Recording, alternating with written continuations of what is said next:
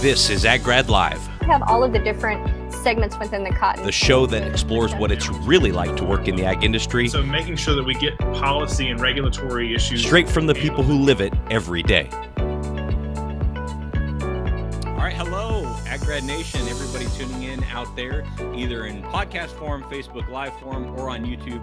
Welcome. Really glad that you are enjoying this content.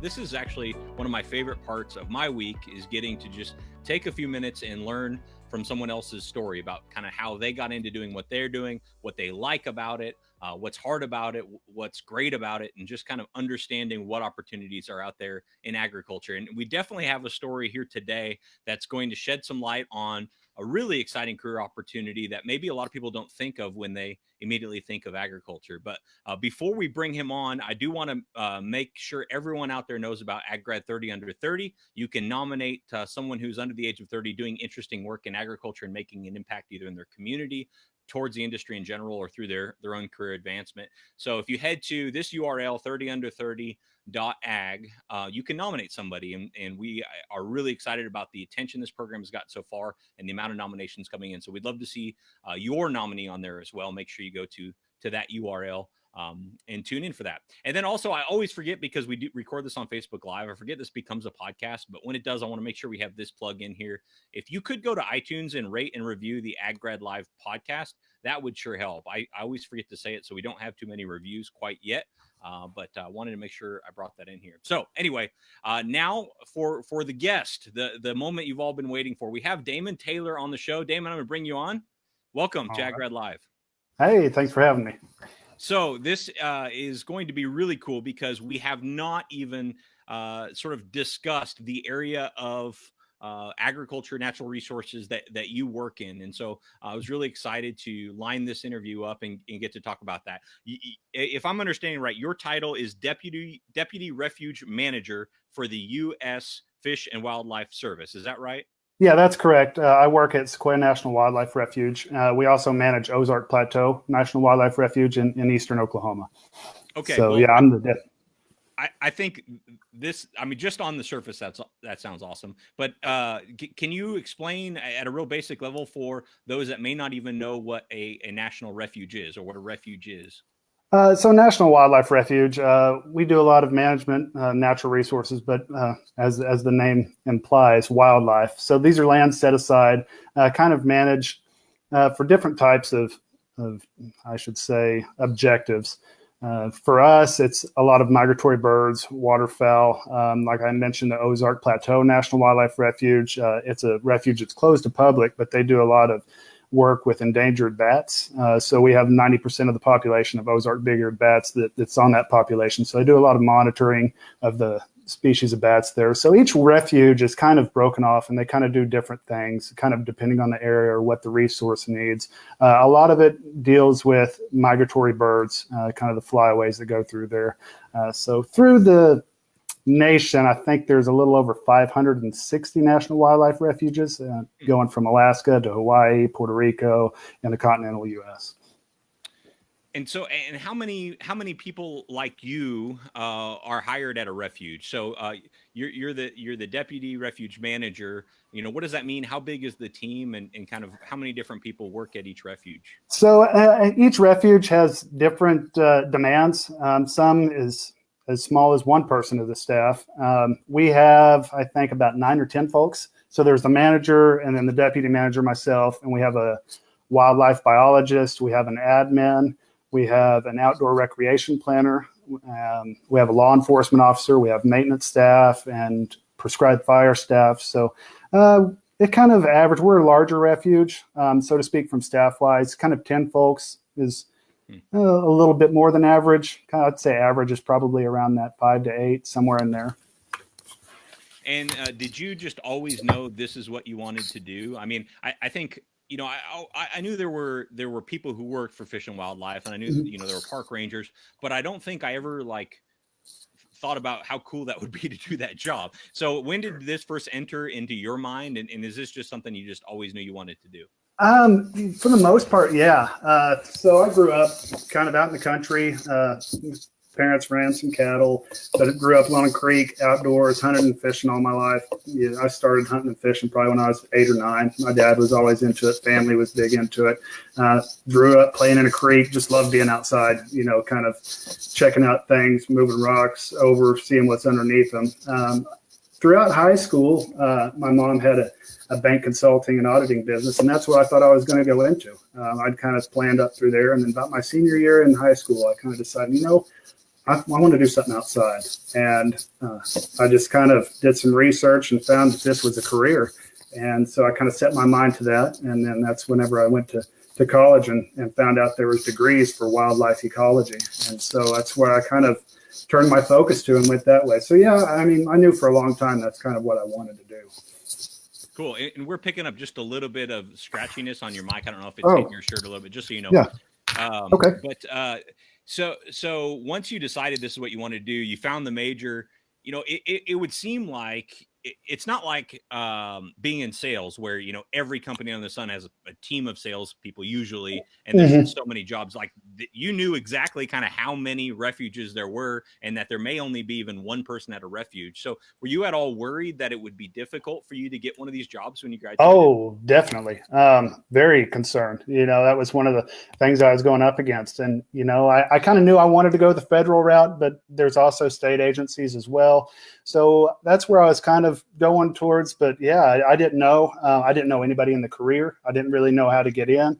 I was kind of blind to it all. I just knew that I kind of wanted to go that route and kind of did a bunch of research and kind of talked to some folks here or there and kind of got their input. But one thing that college did well was kind of bring in some of the professionals that were out there and talk about opportunities and the challenges we were up against. And so that kind of helped form my mindset on how I wanted to go on the route.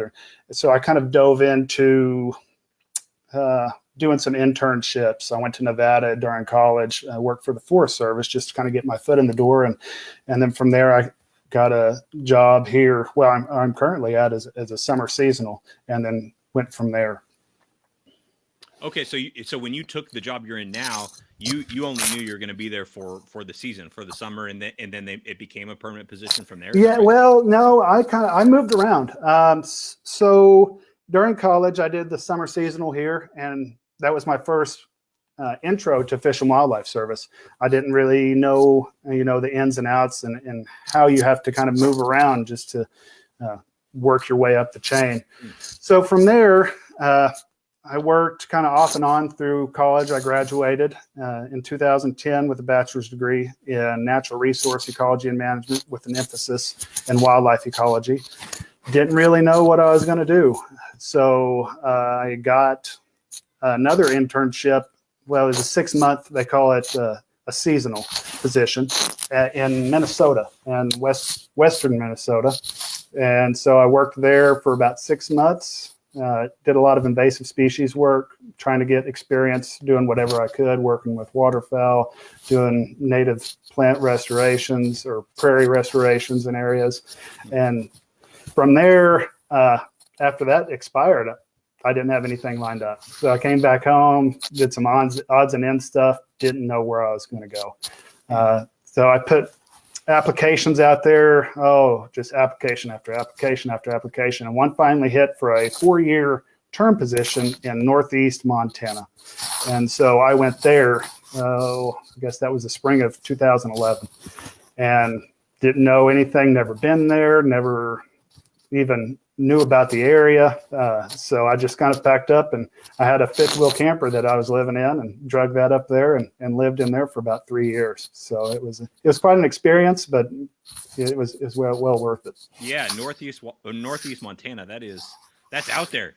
Oh yeah. It was about 40 miles south of Canada and about 20 miles west of North Dakota. So it was pretty remote country. Man, I'm amazed on this show. I mean, just the guests we've had on Ag Red Light, it's such a common story of them like kind of going into something with a bunch of uncertainty, especially something that requires them to move away from home. And then by the time we're talking to them, which isn't that long later, I mean, you said 2011. So, I mean, it is, it's 7 years later, I guess. But in the grand scheme of things, it doesn't seem like that long. I bet to you, it doesn't to me at least. Not at all. And you're kind of back where you're from, right? You're from Oklahoma? Yep. I didn't, career goal was to actually get back to this refuge. And it was kind of a shot in the dark. And with, like I said earlier, it's few positions there are out there. I kind of was just hopeful that I'd kind of get back in this part of the country and be able to be a little bit closer to where I grew up. And it so happened that the opportunity presented itself and I got back. So it's worked out. So now I've got to set some new career goals. There you go. Well, no, I think it's so cool what a pattern that is. It's those who are okay with going out there and kind of facing uncertainty that end up not too much longer later in the exact situation that they're hoping for. You know, I mean, you could have just stayed put and said, no, I'm never leaving. This is where I want to be. So I'm just staying here.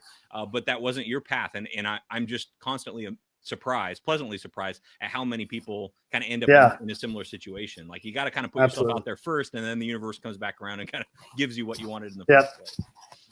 Well, tell us just day to day, kind of what's your life look like day to day in your position? You know, that's probably the hardest question I could answer. I get asked that all the time, but no day is the same for me. Mm-hmm. And that's the thing I love the most about my job is the diversity. One day I'll go in and it'll be paperwork or working on a plan or this or that, or the next day I'll be out on a tractor doing some wetland work, or I'll be doing prescribed fire or doing feral hog control. It's every day is different, and that's what's enjoyable about it. For basic gist on what I do, kind of oversee the day-to-day operations on the refuge. So we manage about 21,000 acres right on the Arkansas River, where the Arkansas River and Canadian rivers join up. And we're a waterfowl refuge, as I'd mentioned earlier. We do a lot of moist soil wetland work, and that's just dry out wetlands, do disking, some sort of disturbance, fire, and it kind of varies on what kind of disturbance we do. And then we kind of try to promote annual plant growth, and that's where a lot of the waterfowl food, beneficial food comes from. So we try to do a disturbance regimen. Right now, today we worked on some pumps, trying to pump water into our wetland units. We also had a college class come out and give a tour to the refuge. So we do quite a bit of different things. One thing people don't realize is they hear the word wildlife refuge and they think it's probably closed off to public use, or the use is probably minimal. But we're a very high use refuge. We have plenty of opportunities. We have a big public use program where we offer hunting opportunities, fishing opportunities. We get a lot of people that come do outdoor photography. We have 2 hiking trails. So there's plenty of opportunities on these places that a lot of people don't realize or take advantage of. And how do you know in a job like that, you know, how are you measured? How do you know when you're doing a really good job? You know, if you're like running a grain elevator, you might measure yourself by how many bushels go through. If you're in sales, you might measure yourself by how many sales you're closing. You know, in a job like this, how do you know, kind of like, how do you track when you're doing a good job? That's tough. That's a really good question. Just when things are getting done, there's a lot of things on our plate. I mentioned the diversity that goes in. A lot of things fall through the cracks that don't get done that you hope to get done. So, you know, you try to manage those things to where you can try to get the most done, whether it be you have a good outdoor recreation program where you have youth groups come in. So you try to see how many youth groups, you try to do your outreach to the kids. We do a youth fishing clinic with some of the local schools around here. We have hunter participation. So just the results from that, the fishing, it's kind of a conglomerate of things kind of come together. So if you get positive experiences for all those folks, then you're doing a good job. You know, if you're missing a user group here and they're not having as much of a good time as some of the others, well, then you kind of shift your focus a little bit. Well, what can we do so these people can enjoy the refuge as much as these other people? So it's kind of a balance, but there's no set measurement. And we've talked about how you could do it, but there's no really good way because every year is so dynamic and shifting that it's tough to measure. So literally sometimes your job is to go fishing. I wouldn't say fishing. Okay. Well, you've got these. You facilitate these fishing expeditions. Is that right? Yeah. Well, we don't have the expeditions. We just provide the opportunity. So we have lake where the river is, or where the river comes in, it forms a lake, and it's on the refuge. We also have ponds and creeks and lakes, and so the access to these areas, the way we manage we don't typically do a lot of management for fish here. Some places do, but a lot of the fishermen look for us to not draw down water at a certain time because there might be a fish kill associated with it, or they want the conditions to be right, other than what we can do about weather. But so we try to provide as much as we can, public use facilities. So this and that, just little things here so people can get in and use the area and have a good experience while they're there. Cool. And so I bet, everybody tuning in here is probably thinking this job sounds amazing. It is possibly the coolest job ever. And I'm sure there are times that it's really challenging. What would you say is the hardest part about what you do? Balancing all those things that I just talked about, because each user group probably wants different things. You've got hunters that want different aspects of, to help them or to make things more accessible. But if you do something for waterfowl or for the hunters, it might take away from another user group, say the people that just want to drive around and take pictures. If there's hunters everywhere, then that might not be as enjoyable for them, or the disturbance that some hunting may cause in certain areas where the photography is, or vice versa. So you've got these different user groups kind of wanting different things, and there's not a whole lot of conflict between them. But, if you focus your attention on one aspect, well, you may need to turn around and then focus your attention to this other user group. So trying to get everything together and trying to, I wouldn't say, well, I guess it's to please everybody, so they can enjoy it all is really the hardest part, is going back and forth between the two and, finding where to draw the line on some of those things.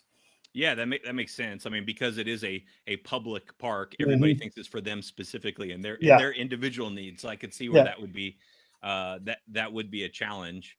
And so for you have wanted this job for a while. Now that you've had it for a while, what's different about it now than when you pictured it before you ever took the job? There's a lot more office work.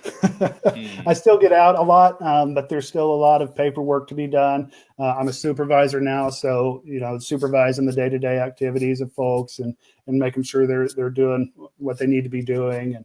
And the great part about this refuge is we have a great staff, so that helps minimize the stress that I have, or the work that I have to do. But the behind the scenes work, just to get everything going, working budgets and all that type of things, and the plans, and trying to make sure everything's kind of planned out the next few steps down the road. Okay. So there's the obviously there's the national parks, there's the forestry service, and then U.S. Fish and Wildlife Services. Are you all completely separate? The Forest Service is a little bit separate. So the Forest Service falls under the Department of Agriculture. The Park Service, Bureau of Land Management, BLM, U.S. Fish and Wildlife Service, and there's a few others that fall under the Department of Interior. So we still work, we're kind of branched out as the natural resource agencies under Department of Interior, and Forest Service is under Ag, but we still work with Forest Service, especially when it comes to wildfires. We do a lot of work with them whenever it comes to that. And what about the perks? Do you get, company vehicle? Is there any sort of housing for people who work in the U.S. Fish and Wildlife Service? Some stations will have housing. It depends on the position, depends on the location. There's housing. We'd still have to pay rent on it, but there's no vehicle. There's a vehicle when I get to work, but there's no to and from take home work vehicles. But once I get there, I have a vehicle that I can use. And so there's that. The perks, the benefits are fantastic. That's the pay isn't as high as some of the other jobs that are out there, but it pays decent. But the benefits, the healthcare, the retirement, it's hard to beat. And that's one of the main reasons why I kind of wanted to go work for the government, is just because of the benefits that come with it. Sure. Yeah. Well, now for others who might be watching and thinking, okay, how do I break in with, you said somewhere between 500 and 600 refuges. There's only so many opportunities. And I know you face this. What advice would you give those people as far as what specifically to do to position themselves to be most likely to get a job doing what you do? Take your mindset out of being in or tunnel vision, I should say, of wanting to do one specific job. That's kind of what I had whenever I got into the career. Is I wanted to be a biologist. I wanted to do this, so I'm only going to take internships that refer to or that go with biology.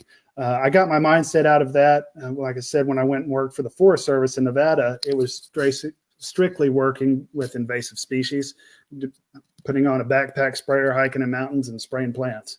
But it was a job with the government. It was a way for me to, build some references, have that natural resource background, kind of learn a little bit from them and how they do things, and just to kind of start building a name for myself. It's a small agency, like I said, or like you had even mentioned, 500 to 600 refuges, a few thousand employees.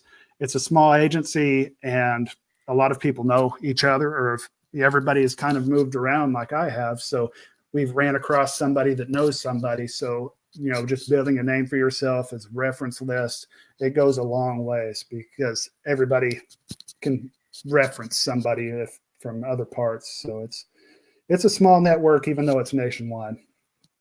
I bet there's probably been at least a few people that just, it hasn't been for them for whatever reason. Have you noticed any sort of a pattern of like what type of person, maybe this just isn't the right career field for you? Gosh, that's a really good question. Some people that can't take a really changing environment, that have to be so structured, because I can come to work thinking, all right, I'm going to do this today. And then I get there and something happens and I completely change. There's been some seasonals that I've supervised that have just had a hard time because I couldn't give them a weekly workload of saying, okay, let's do this Monday, Tuesday, Wednesday, Thursday, because I would say, all right, let's plan on doing this. And then I come in like, okay, things have changed. We got to turn and we've got to go work on this pump, or, someone's stuck in a boat out on the river. We got to go out and pull them out and get them unstuck, or it's drastically changing by the minute. So it's folks that are real rigid on their work schedules. It seems to kind of been a little bit of a negative towards them. So you're even like you're even having to help people out that are in kind of emergency type situations too. Yeah. That's we get calls. We've done search and rescue stuff here and there. This refuge isn't so bad. There's other refuges that get a lot more public use, where hikers or get lost or injured. It's definitely an aspect of the job that you have to be prepared for. Cool. Well, I got to tell you, this is usually the part where we pull some comments, and you are among our most popular guests, I think. So we've got a ton of comments down here. Good. Thumbs up from Beth. We got a thumbs up from Becky. We got a thumbs up from Mary. Kimberly Emerson says, "Will you be my boss?" I don't know if that's a literal question or if there's a joke there, but well, she was a seasonal I worked with in Montana. Okay. So, yeah. Great. We've got a mention here from John, a hello from Terry. We've got what looks like a resounding applause from Brooke.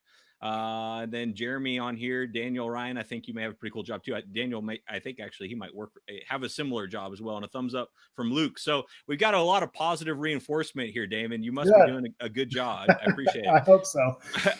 Last question, and unless somebody in the comments has one, feel free to leave a question down there. But last question I have for you is, you mentioned earlier, you're kind of where you wanted to be. I mean, this is the refuge you wanted to work in. You're really enjoying your work. What's it been like to set new career goals? And if you'd like to share, what do those look like for you? Gosh, I've kind of taken my mind off of that. I want to become a refuge manager. Where I want to go, I'm not sure. I've been kind of hopping around, moving. That once I got here, I kind of wanted to just settle down and not think about the future, because that's what I've constantly been doing for the last 8 years. So I kind of just to take my mind off of it, have a house near the lake, going fishing, just kind of enjoying life. But in the back of my mind, I've kind of been thinking I want to become a manager. Don't know where. The possibilities are endless with the Fish and Wildlife Service. So that's the great thing about it. But it's something I haven't put a ton of thought into. So, I mean, I know I want to take the next step to a manager. If I want to go work in a regional office, it's still a possibility in the future. But when the time comes and the opportunity presents itself, and then I'll probably just address it then. Great. Well, Damon, thank you so much for being on the show. Did have a comment from Richard here saying that he's been applying in Illinois for a few years. It's tough to break into. I know Richard Damon had shared, some kind of his path of kind of going all over and then ending up eventually where he wanted to be, and some good advice there. Damon, I don't know if you have anything to add to that. Yeah, just stick with it. It's tough. Hopefully, with things, with anything with the government, as budgets shift, they go up and down. And as they go up, then, more jobs kind of open up. So hopefully we're on a little bit of an upswing. We've been down the past few years when it comes to job openings and positions that have been open. So hopefully as things kind of keep going, and hopefully our budgets go up, and hopefully positions open up and kind of help folks out. Cool. And I don't speak emoji very well, but I think I can understand this one. Brooke is got a helicopter emoji, a pig emoji, and then a question mark. So is there something going on in your work related to helicopters and pigs? Because that sounds awesome. Yes, we do a lot of feral hog control on the refuge. It's a major problem that we have here.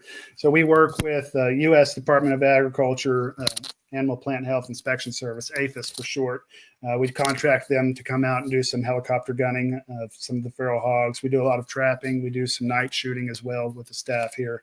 So we do a lot of feral hog control. So we don't think we'll ever probably get rid of them, but we've just got to stick after them and try to limit the damage. Yeah, it's a huge issue. I know in Texas and in Oklahoma, both, and other parts of the country, unfortunately. Cool. All right. Well, Damon, I'll just throw a couple more up here. Dave says, great job. And Terry Story says, let's go fencing, burr. Yeah, we used to fence with it. We did a big fencing project together in Minnesota. It was a cold one. Cool. Well, before I let you leave here, what's a way, if somebody is tuning in and would love to follow up on something or ask a question I didn't get a chance to ask, what's a good place I can direct them, either a social media account, email, whatever you'd like to share? Yeah, my Facebook account, Damon Taylor. You can look me up, or if you want to direct email, you're more than welcome to send something to my email address at work, and that's Damon_Taylor@fws.gov. And I'd be glad to answer any questions for them. Great. I just threw that up there. And if you wouldn't mind maybe leaving underscore. Okay. If you wouldn't mind just leaving a comment there, then they can hit you up on Facebook if they want to. Okay. I certainly will. Man, I've really enjoyed this, Damon. Thank you so much for doing this. And I think thank you so much. I'm just excited for the work you do. And man, I kind of wish I was out there doing some of that. It sounds awesome. But anyway, appreciate the time today. And thank you, all of you who joined us live. This does become a podcast and is also on the AgGrad YouTube channel, so you can find it there. As well as, I think we're up to 30 something on the podcast and maybe 50 or so on YouTube. So check them out. Damon, thank you again. Appreciate you being on the show. Thanks a lot, Tim. Appreciate Thank you for joining AgGrad Live. Visit aggrad.com. That's AGGRAD. To join the community, create your profile, and learn more about careers in the agriculture industry.